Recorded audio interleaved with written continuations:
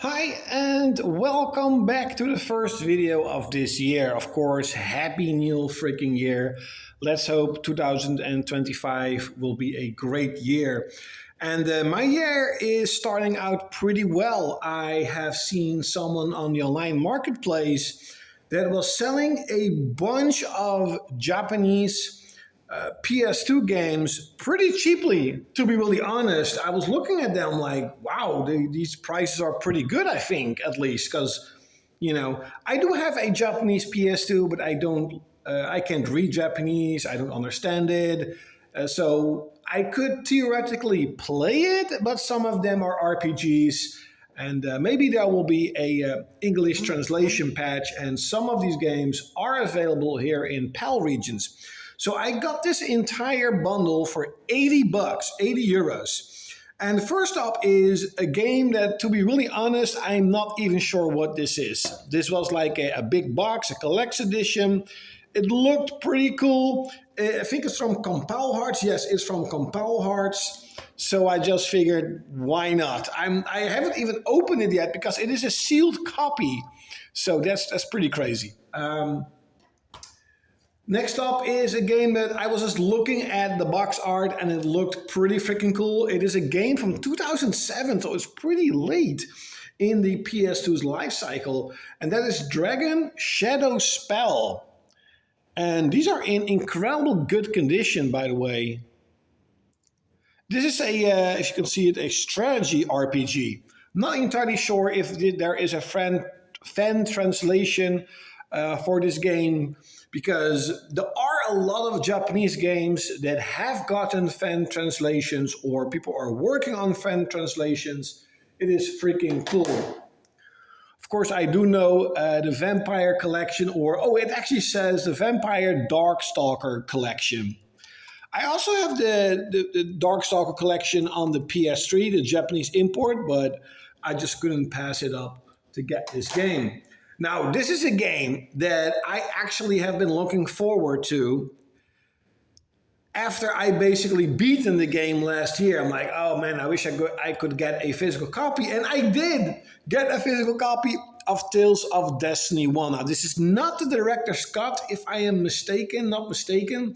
I think this is just a normal version, but yeah, I got a physical copy of Tales of Destiny. A game that I think has gotten a English fan translation or not, but I didn't even know this existed, is Tales of Rebirth.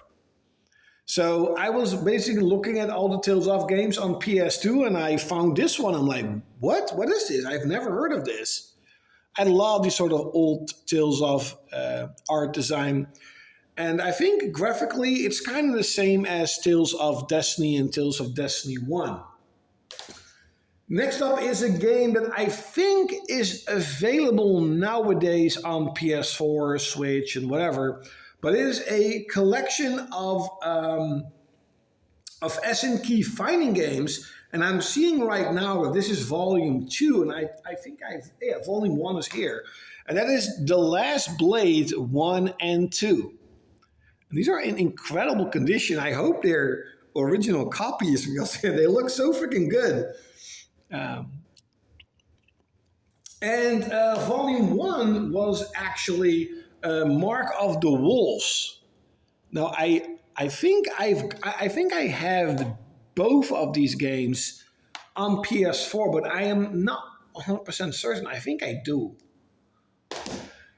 Now, the next 3 games are pretty big, and there is a little bit of a story why I got these games. Because you're probably thinking, hey Claude, don't you already have the American versions of 1 and 2?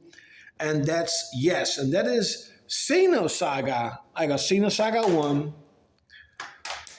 Xenosagaaa 2, that by the way has the same, this is the PAL box art too. And I got Xenosagaaa 3. Now, I actually like the American Xenosagaaa 1 box art way better than this, so maybe I'll keep that one.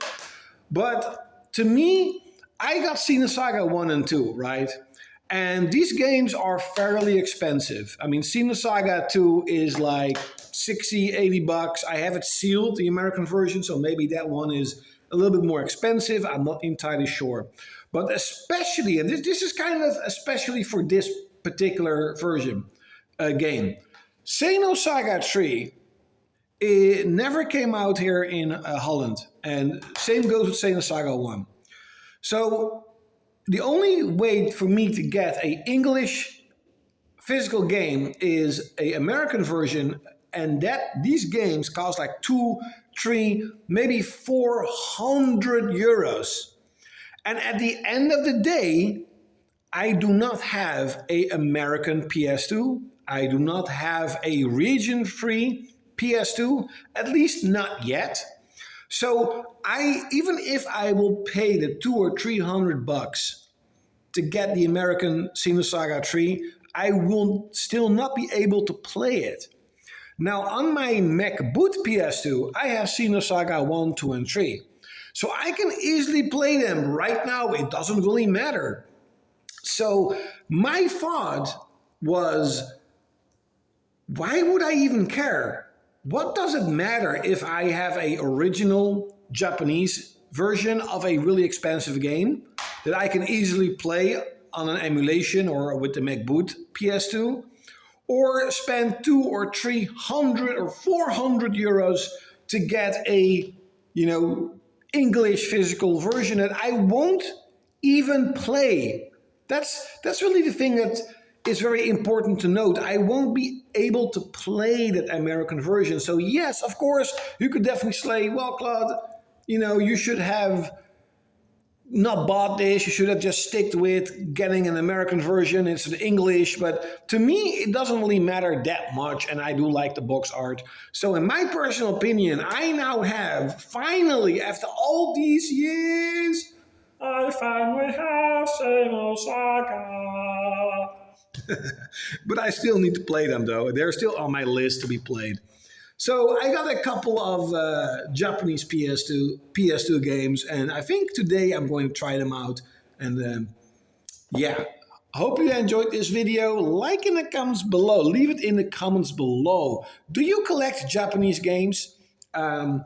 If you know Japanese or not, doesn't matter. Do you collect them? Leave it in the comments below.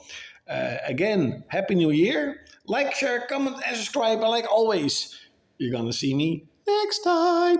And also say goodbye to Zina.